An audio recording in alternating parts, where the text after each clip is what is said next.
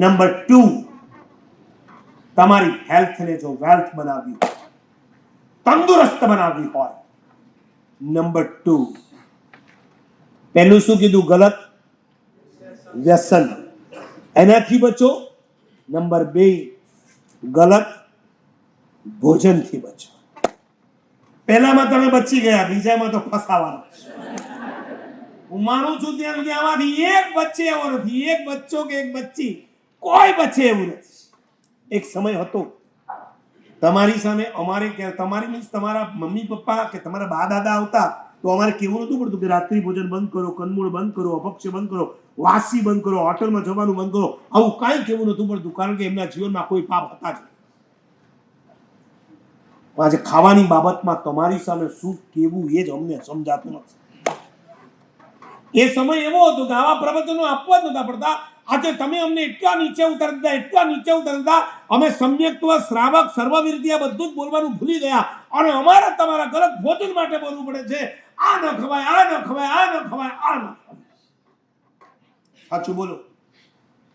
ઉપવાસ કરવો સહેલો છે, પણ રાત્રિ ભોજન છોડવું હે?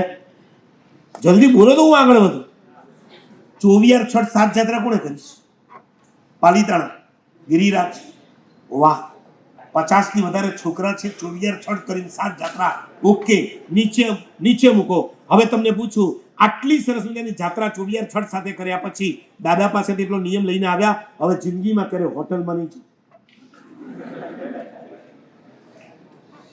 24 છઠ કરીને 7 જાત્રા કરવી સહેલી છે, હોટલના ત્યાગ કરવા અઘરા છે. એક દિવસનો ઉપવાસ કે 3 દિવસના અઠમ કે પર્યુષણમાં અઠાઈ કરવી સહેલી છે, પરંતુ જીવનભર માટે રાત્રિ ભોજનના ત્યાગ કરવા અઘરા છે. શું કહું તમને, આપણે એટલા નીચે ઉતરી ગયા, જ્યાં જઈએ ત્યાં દરેક બાબતમાં બીજું બધું પછી પૂછાય, ખાવાનું પહેલા પૂછાય. સાચું બોલો. પ્રવચનમાં શિબિર પછી મેં જો મમ્મમ રાખ્યું હોત તો ઘરે ગયા પછી મમ્મી આજનું મેનુ જબરદસ્ત, હાલું 2 કલાક અહીંયા ગળા ફાડ્યા એનું કાંઈ નહીં. મમ્મી મારા શરીરનું વ્યાખ્યાન જોરદાર નહીં, મેનુ જોરદાર. કોઈએ પાર્ટી આપી, ડીશ જોરદાર. કોકના મેરેજમાં ગયા, યા શું મેનુ હતું, શું ડીશ હતી, શું અંદર આઈટમ હતી. આમ બોલતા પાણી નીકળતા. ઘણી વાર તમને છે ને એક સાથે 4 મેરેજના આમંત્રણ આવતા હોય છે, બરાબર? અને મમ્મી પપ્પા બહાર હોય ને તમને કહે કે હવે હું શું કરું, તમે પૂછો. મમ્મી કે તને જેમ ઠીક લાગે. મને એક જણ મળે તો મને કીધું હાલું ખબર ન પડે. મેં પછી તે શું કર્યું, એ કે આપણે છે ને 4 જણાના મેનુ કાર્ડ મંગાવી દીધું.